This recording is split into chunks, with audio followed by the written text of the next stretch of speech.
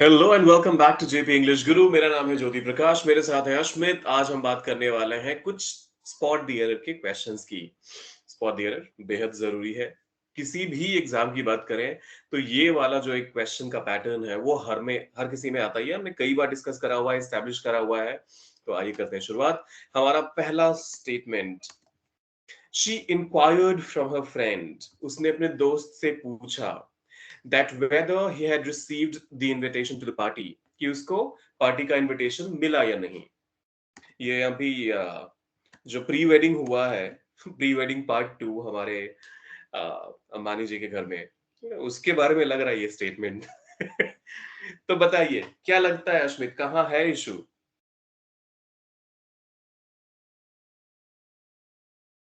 या अगर no error है तो आप वो भी बोल सकते हैं।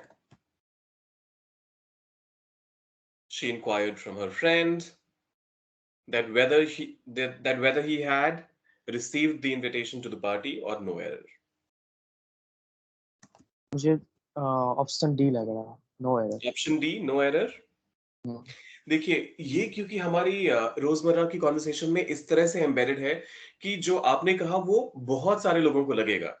देखिए अगर मैं इसका लिटरल ट्रांसलेशन करता हूं तो मैं कुछ ऐसा बोलूंगा, उसने अपने दोस्त से पूछा कि क्या तुम्हें पार्टी का इनविटेशन मिला है।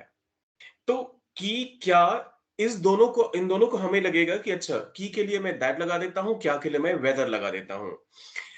वेदर और नॉट मतलब मिला या नहीं, तो उस सेंस में इसका ट्रांसलेशन कर दिया जाएगा। लेकिन वेदर एक कंजंक्शन भी है। तो यहां पर अगर आपके पास एक कंजंक्शन पहले से ही है, वो भी कोऑर्डिनेटिंग कंजंक्शन, तो फिर दैट का इस्तेमाल उसके साथ क्या सही है? नहीं।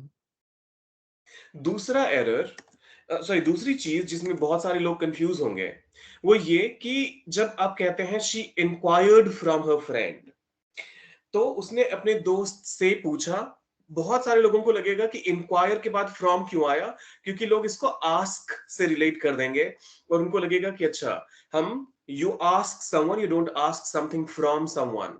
तो उनको लगेगा कि अच्छा शायद पार्ट ए में इशू है। लेकिन इंक्वायर के साथ हमेशा ध्यान रखिएगा कि आपको फ्रॉम लगाना पड़ता है। हाँ, I made an inquiry about something, अगर कुछ ऐसा स्टेटमेंट है तो वहां पर ऑफ की जरूरत नहीं, सॉरी फ्रॉम की जरूरत नहीं है। लेकिन अगर आप एक क्लोज कॉन्वर्सेशन की बात कर रहे हैं, जैसे मैं आपसे कुछ पूछता हूं और मैं कहता हूं आई इंक्वायर्ड इट फ्रॉम अश्मित, तो वो सही है।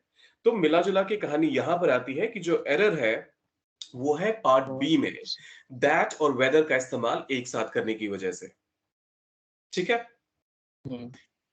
आगे से भी हमेशा ध्यान रखिएगा कि अगर आपके पास दोनों ही कंजंक्शन या कभी भी दो कंजंक्शन एक साथ अगर आते हैं, तो पूछिए अपने आप से कि क्या ऐसा पॉसिबल है, जब आप दो ही क्लॉजेस को जोड़ रहे हैं तो उसके लिए आप मल्टीपल कंजंक्शंस का इस्तेमाल क्यों करेंगे?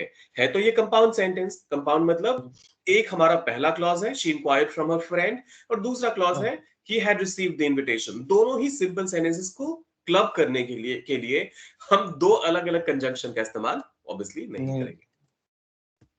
याद रहेगा। हम्म। अगले स्टेटमेंट की तरफ चलते हैं। Until you don't finish your assignment, जब तक तुम अपना असाइनमेंट खत्म नहीं कर लेते, I won't be able to provide any feedback, मैं तुम्हें कोई फीडबैक नहीं दे सकता। मैं तुम्हें इसके बारे में कोई अपनी राय या मशवरा कि तुमने अच्छा किया या बुरा किया, वो नहीं दे सकता। क्या लगता है, क्या until you don't finish your assignment I won't be able to provide any feedback, या फिर no error? Take your time, आराम से सोचिए, समझने की कोशिश कीजिए कि जो मीनिंग है, क्या हमारे वर्ड्स उसके सिंक में हैं, हिंदी वाले मीनिंग के सिंक में हमारे वर्ड्स हैं या नहीं।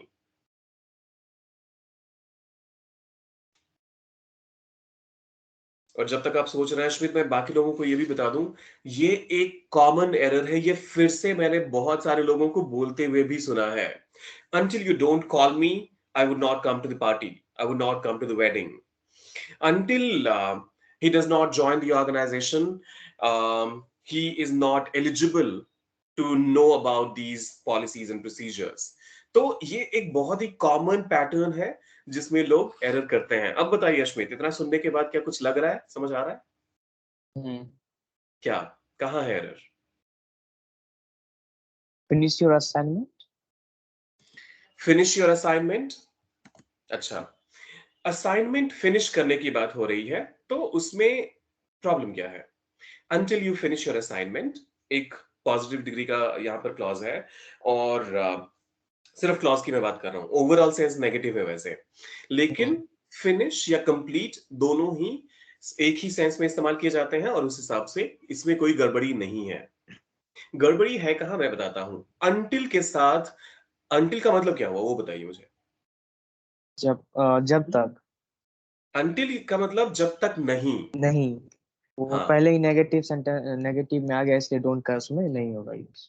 Exactly. Until you finish your assignment, ये होना चाहिए इसका करेक्ट फॉर्मेशन, और इसी वजह से प्रॉब्लम ए में है। यही वजह है अश्मित, की मैं आपको बार बार इंकरेज करता हूं कि ध्यान से पढ़िए। बार बार जब आप एक स्टेटमेंट को पढ़ते रहेंगे ना, तो कहीं ना कहीं से आपके जहन में वो जो सबकॉन्शियस है, वो आपको याद हम्म। दिलाएगा कि बॉस, क्यों यह डोंट का इस्तेमाल तुम क्यों करोगे। जैसे अनटिल हो गया, सेल्डम हो गया, हार्डली हो गया, नेगेटिवली हो गया। तो इन हम्म। सारे केसेस में आप एक नेगेटिव सेंस पहले से ही दे रहे हैं, उसके साथ आप डोंट का इस्तेमाल नहीं करेंगे ऑब्वियसली। ठीक है, यहां पर हम्म। अगर इफ होता अनटिल के बदले, तो ये सही तब होता। सही होता। Exactly exactly. आइए देखते हैं अगला statement. All the countries and its leaders were in complete agreement on this policy. जितने भी देश थे और उनके जो जितने भी नेता थे, वो सारे के सारे कंप्लीट अग्रीमेंट, मतलब पूर्ण सहमति थी उनकी इस पॉलिसी को लेकर। इस कोई भी पॉलिसी हो सकती है, वो मान लीजिए ट्रेडिंग के रिलेटेड हो सकती है, या फिर सैंक्शंस को लेकर हो सकती है। जैसे अभी रशिया यूक्रेन वॉर में आपने देखा, बहुत सारे देश एक साथ आ गए थे और रशिया पे बहुत सारे सैंक्शंस लगे थे।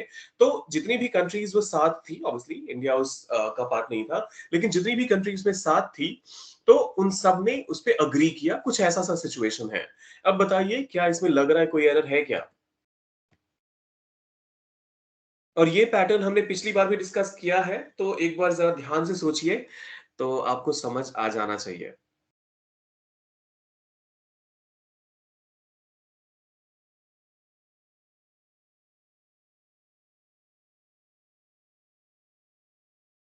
और जितने लोग हमारा वीडियो देख रहे हैं, आप लोग भी, कोई हड़बड़ी नहीं है।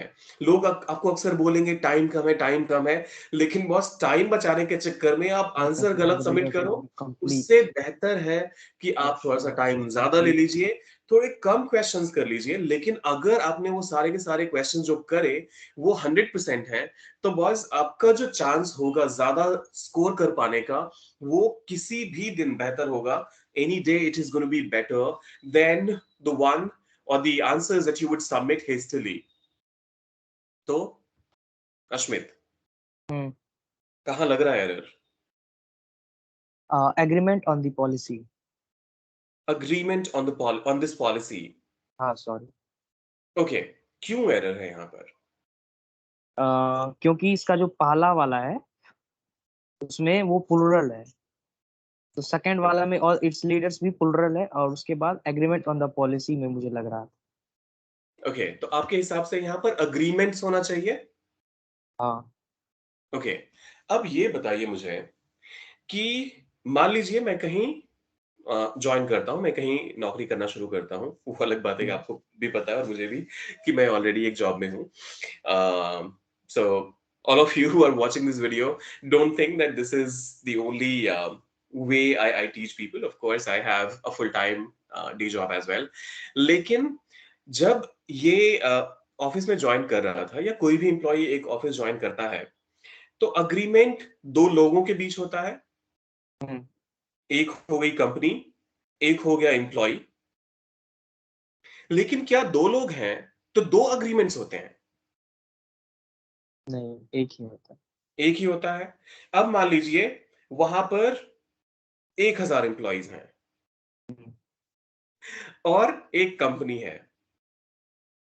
हम्म। तो उन सब के बीच जो अग्रीमेंट होगा वो कितने होंगे? एक ही होंगे। Exactly exactly. तो यहां जितने भी कंट्रीज आ जाएं, उससे फर्क नहीं पड़ेगा, number of agreement was the same. हमारे। और ये भी हो सकता है जो आप कह रहे हैं वो पूरी तरह से गलत नहीं है, हो सकता है बहुत सारी अलग अलग चीजें हो जिन पे अग्रीमेंट उनका बना हो, तो उस केस में अग्रीमेंट्स अगर होता है यहाँ पे तो वो गलत नहीं होता, लेकिन अग्रीमेंट भी गलत नहीं है। ठीक है, देखिए ये जो हमने पिछली बार भी डिस्कस करा, ऑल द कंट्रीज, कितनी सारी कंट्रीज, सभी। जितनी भी कंट्रीज थी, वो शायद मीटिंग का पार्ट हो या फिर दुनिया के सारे देश जितने भी हैं उन सब की बात हो सकती है यहाँ पर। तो ऑल द कंट्रीज जब हो गया, एक की बात हो रही है, एक से ज्यादा की बात हो रही है, एक से ज्यादा की बात हो रही तो क्या इट का इस्तेमाल कर सकते हैं हम? तो था ना आसान? ऐसा है। ही होता है बॉस, आपको बस ध्यान रखना है, एक एक वर्ड को पढ़ना है, यहां पर इट्स के बदले देयर लीडर्स होना चाहिए था। प्लुरल के। Exactly exactly. तो all the countries and there leaders were in complete agreement on this policy. तो ये तो हो गया हमारा ये वाला क्वेश्चन। आइए देखते हैं अगला statement. The cat chased its tail around in circles. वो होता है ना, अक्सर पेट्स के साथ होता है, जो डॉग्स होते हैं या कैट्स होती हैं, वो ऐसे गोल गोल घूमते रहते हैं और अपने पूंछ पकड़ने की कोशिश करते रहते हैं। तो यहाँ उसकी चर्चा हो रही है कि जो बिल्ली थी वो घूम घूम के, गोल गोल घूम के अपनी ही पूंछ पकड़ने की कोशिश कर रही थी। बताइए अब यहाँ एरर कहाँ पर है?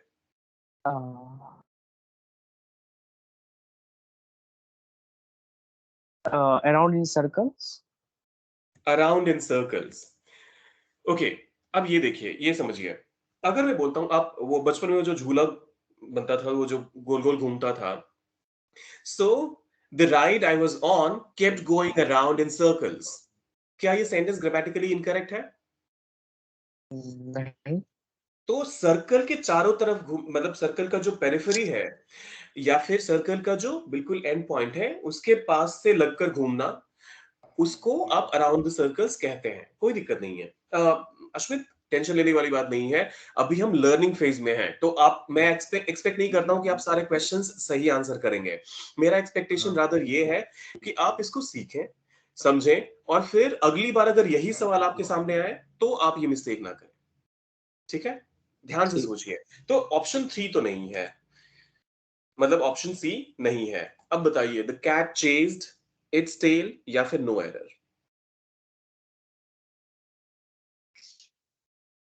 द ऑप्शन ए।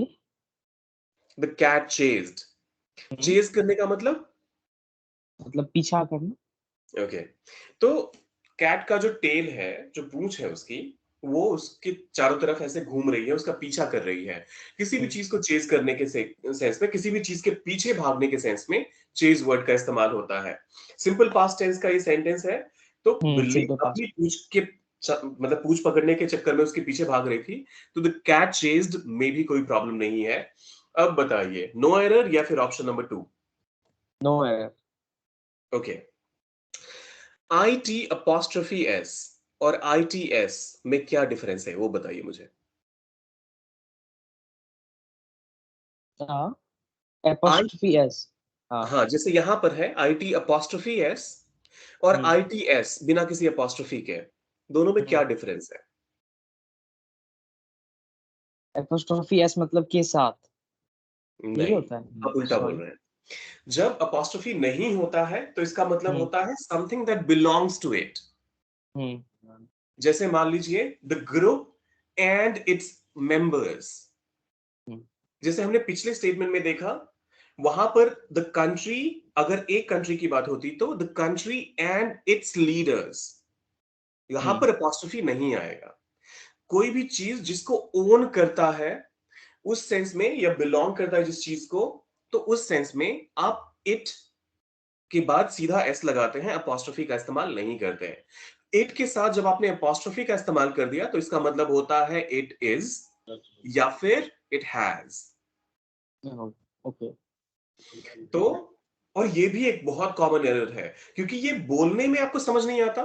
बोलने में तो प्रोनाउंसिएशन दोनों का सेम रहेगा, इट्स हम्म और इट्स। तो लोग बोलते हुए तो करेक्ट, मतलब बोलते हुए समझ नहीं आएगा आपको कि वो करेक्ट बोल रहे हैं इनकरेक्ट बोल रहे हैं, क्योंकि ये राइट रिटन का पार्ट है।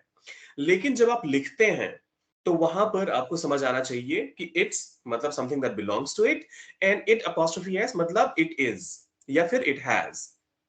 तो अब बताइए एरर कहां पर है? Option B.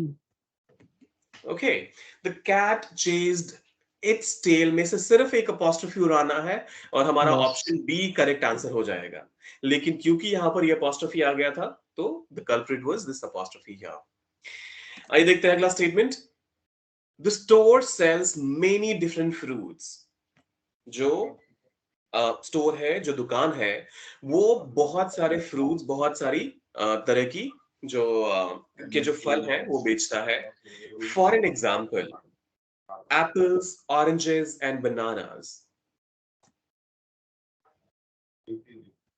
बताइए कहाँ है?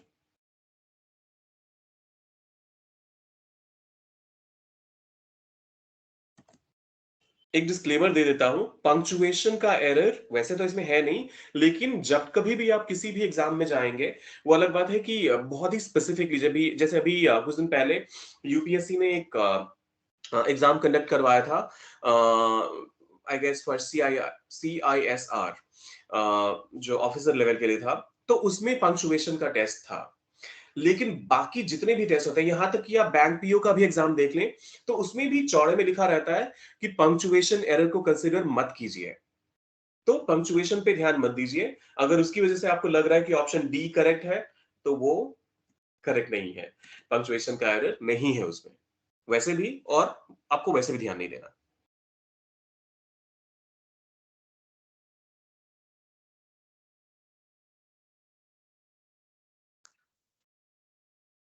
अच्छा, मैं आपसे कुछ पूछता हूं। हम्म, मैं अगर आपसे कहूं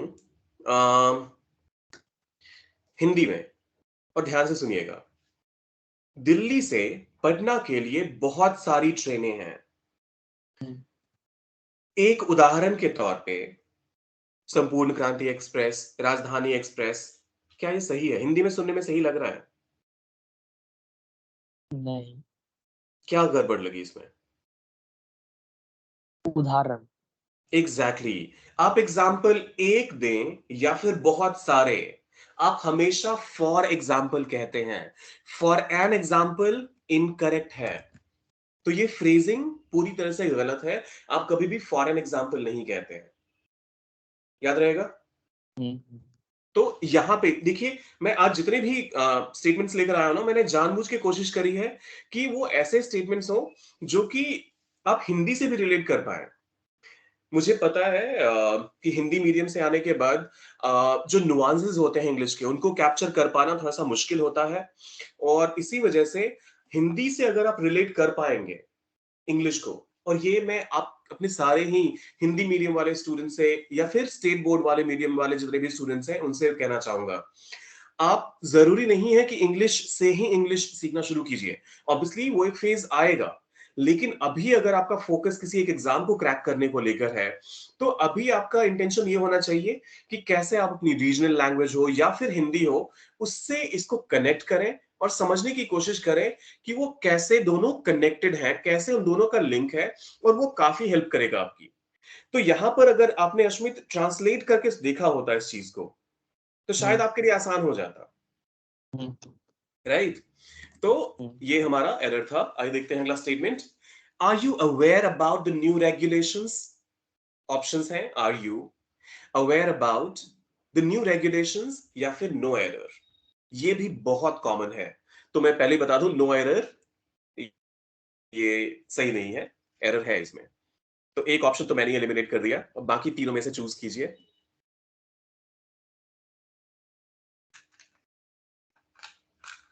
बाकी लोग जो वीडियो देख रहे हैं, कमेंट करके बताते जाइए कि क्या आप हमारे डिस्कशन कंप्लीट होने से पहले आंसर को समझ पाए थे। अगर हाँ, तो फिर कमेंट में डालते जाइए।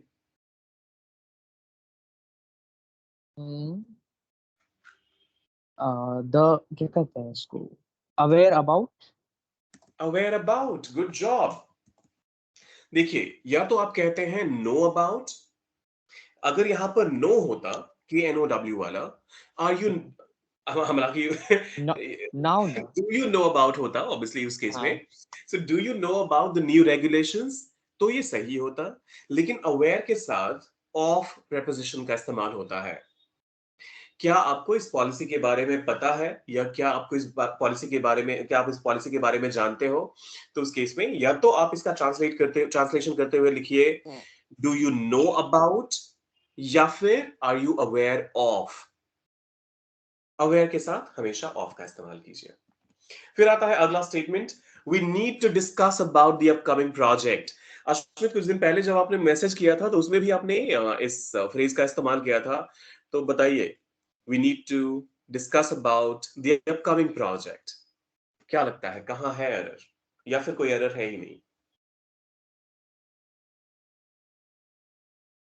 और ये क्योंकि आपकी डिक्शनरी का पार्ट है, आप इसका इस्तेमाल करते हैं, आपको ढूंढने में मुश्किल होगी, मैं पहले ही बता देता हूं।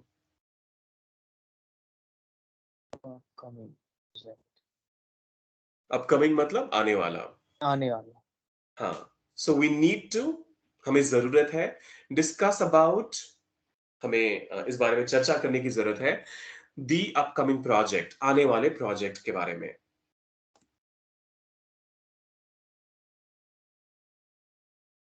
The upcoming project. The upcoming project, इसमें गलत है क्या? आर्टिकल है, एडजेक्टिव है, और फिर नाउन है, Now तो discuss. इसमें तो कोई एरर है ही नहीं। डिस्कस के साथ कोई About. प्रेपोजिशन नहीं आता है। So you either talk about something, talk about जब आप कहते हैं I want to talk about something, तो आप कहते हैं मैं किसी चीज के बारे में आपसे चर्चा करना About. चाहता हूं, बातचीत करना चाहता हूं। लेकिन जब आप कहते हैं वी नीड टू डिस्कस, तो उसके साथ अबाउट का इस्तेमाल नहीं होता। वो चाहे आप एक चीज के बारे में बात कर रहे हो, या फिर पचासों चीजों के बारे में बात कर रहे हो, राइट? तो आप यहां पर इसको करेक्ट करने के लिए करेंगे we need to either talk about, या फिर we need to discuss the upcoming project. ये सुनने में आपको अटपटा लगेगा, मुझे पता है, खासतौर पे इसलिए क्योंकि आप खुद ये बोलते हैं। तो आपको अपने बोलचाल में भी इस चीज को इंप्रूव करना है, और साथ में जब आप लिखते हैं, जब आप एग्जाम में क्वेश्चंस करेंगे, तो उसमें भी इस चीज का ध्यान रखना पड़ेगा। आइए देखते हैं अगला सवाल। एक सेकेंड, सॉरी, ये गलत है। यहाँ पे मैंने मार्किंग के टाइम पे इसको गलत ऑप्शन चूज कर लिया है, उस पे मत जाइएगा। दी अपकमिंग प्रोजेक्ट में कोई गड़बड़ी नहीं है। हिज कॉन्फिडेंट, उसका आत्मविश्वास, विश्वास, लुक्ड इन हिज स्माइल, दिखा उसके स्माइल में, उसके मुस्कुराहट में, और उसकी वजह से बाकी लोगों को एक रीअश्योरेंस मिला, लोगों को एक अश्योर करना, मतलब एक एक कोई भी तरह की टेंशन होती है, मान लीजिए आप कहते हो कि मेरा एग्जाम पता नहीं कैसा गया, और मैं कहता हूं नहीं नहीं आप बहुत बढ़िया करोगे, तो ये एक अश्योरेंस होता है। वो अश्योरेंस, एक लिटरल मीनिंग क्या होगा इसका हिंदी में?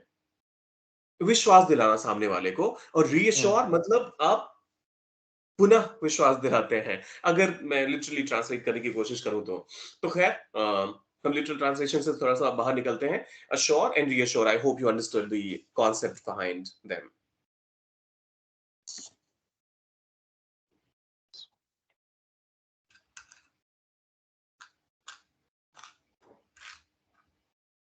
Looked in his smile. Okay, okay, देखिए, लुक्ड का मतलब होता है, लुक का पास्ट टेंस हुआ, तो जब कभी भी आप किसी भी वर्ब का पास्ट टेंस लेते हैं, तो वो एक एडजेक्टिव के तौर पे भी काम कर सकता है। मैं बताता हूं कैसे। अम, मान लीजिए आप कहते हैं, ओके, कुछ ऐसा इस तरीके से समझिए इसको कि वो काफी खूबसूरत दिख रहा था। तो यहां पर तो हो गया ही लुक्ड वेरी हैंडसम, यहां पर आपने इसको एज अ वर्ब इस्तेमाल किया, राइट? लेकिन जब आप कहते हैं हिज नॉलेज वाज, नहीं, हिज नॉलेज के साथ भी नहीं हो पाएगा ये। मान लीजिए अगर मैं इसको कुछ ऐसा कहूं, the built road has a lot of potholes. तो built होता है, तो यहां पर बन चुका हुआ जो रोड है उसके लिए आप built का इस्तेमाल कर रहे हैं। और रोड क्योंकि बन चुका है लेकिन उसमें फिर भी पॉट होल्स हैं या फिर गड्ढे हैं, तो आप जब इस तरीके से बोलते हैं तो यहां पर ये एडजेक्टिव का काम कर रहा है। अम, और एक और एग्जांपल देखते हैं। द फिक्स्ड फॉसेट, फॉसेट मतलब नल, जो ठीक किया जा चुका नल था, हैज स्टार्टेड लीकिंग अगेन। तो वो फिर से उसमें पानी टपकना शुरू हो गया, उसमें से पानी गिरना शुरू हो गया। तो इस तरीके से जब आप कभी भी जो हमारा पास्ट फॉर्म होता है वर्ब का उसको इस्तेमाल करते हैं तो वो आपका एडजेक्टिव का भी काम करता है। So there is nothing wrong with it. ठीक है, देखिए हिज कॉन्फिडेंट नाउन है, उसका आत्मविश्वास के लिए आप कॉन्फिडेंस का इस्तेमाल करेंगे। ठीक है, I am sorry, confidence noun है और कॉन्फिडेंट एडजेक्टिव है, तो हिज के इमीडिएटली बाद कॉन्फिडेंट का इस्तेमाल गलत है। Right, he is a confident person. अगर यहां पर ऐसे होता तो उस केस में आप उसको एज एन एडजेक्टिव इस्तेमाल कर रहे हैं, हेल्पिंग वर्ब के बाद आया और नाउन के पहले आया, बिल्कुल तो सही। कोई दिक्कत नहीं है। लेकिन यहां पर क्या हो रहा है, एक पोजेसिव प्रोनाउन के बाद आया और एक एडजेक्टिव के पहले आया, तो ये बहुत ही ऑकवर्ड कंस्ट्रक्शन है। सो हिज कॉन्फिडेंस होना चाहिए यहां पे, उसका आत्मविश्वास। फिर आता है it's very vital that you attend the meeting. ये बेहद जरूरी है कि आप मीटिंग अटेंड करें, और ये भी मैंने लोगों को अक्सर इस्तेमाल करते हुए सुना है।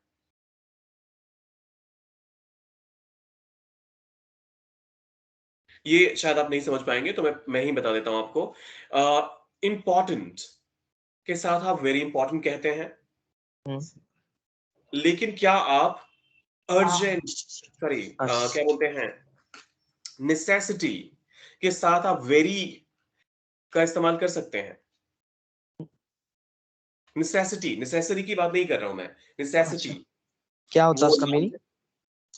इसका मतलब है कि बेहद जरूरी, नेसेसिटी इज जरूरत, और यहां पर है वेरी इंपॉर्टेंट के लिए जो एडवांस्ड वोकैबुलरी में जो वर्ड आता है वो है वाइटल। ये बेहद जरूरी, it's vital, not very vital. तो पहले ही वो हट गया, वेरी हट गया। राइट, ये रिडंडेंसी है, यहां पर इसकी जरूरत है, वेरी की जरूरत है ही नहीं। सो वेरी को हटा दीजिए।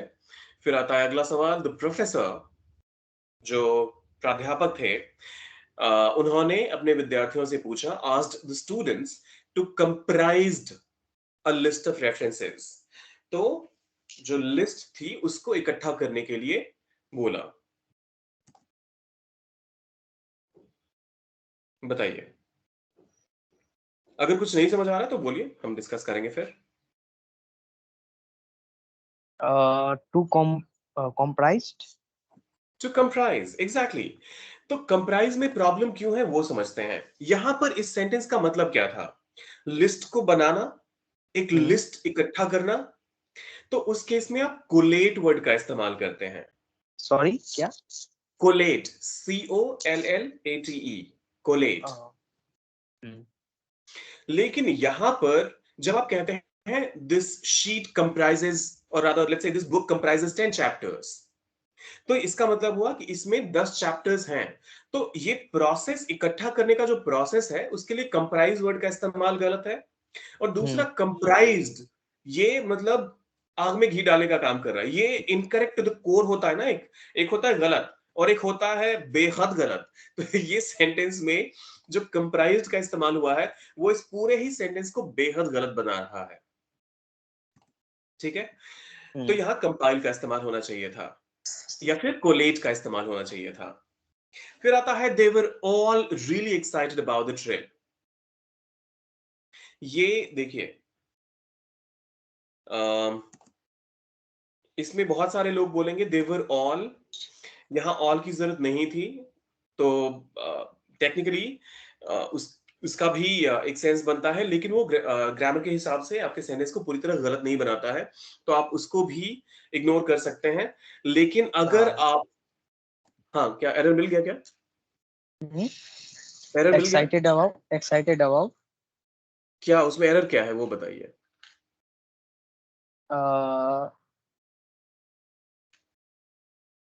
नहीं समझा पाएंगे। ओके, एरर तो वैसे आपने सही पकड़ा है, लेकिन वो एक्साइटेड अबाउट है ही नहीं, वो वहां पर एग्जिटेड अबाउट लिखा हुआ है। Sorry sorry. तो अब एग्जिट मैंने मतलब ध्यान से। बाहर निकलना, हम्म, वही तो ध्यान देना है सर। तो एग्जिट का मतलब बाहर निकलना, एक्साइट मतलब बहुत ज्यादा उत्साह रहना किसी भी चीज को मैंने लेकर। रॉन्ग प्रोनाउंस कर दिया उसको। हाँ, तो मैंने भी जानबूझ के रॉन्ग प्रोनाउंस किया था पहले, ताकि मैं कंफ्यूज हाँ। कर पाऊँ आपको पहले। ऑलराइट, ये रहा हमारा आखिरी सवाल आज के लिए, और ये है हमारे ऑडियंस के लिए। She is responsible for managing its finances. हम्म अब यहाँ पर किसके फाइनेंसेस की बात हो रही है, उसके अकॉर्डिंग आपको लगाना है प्रोनाउन।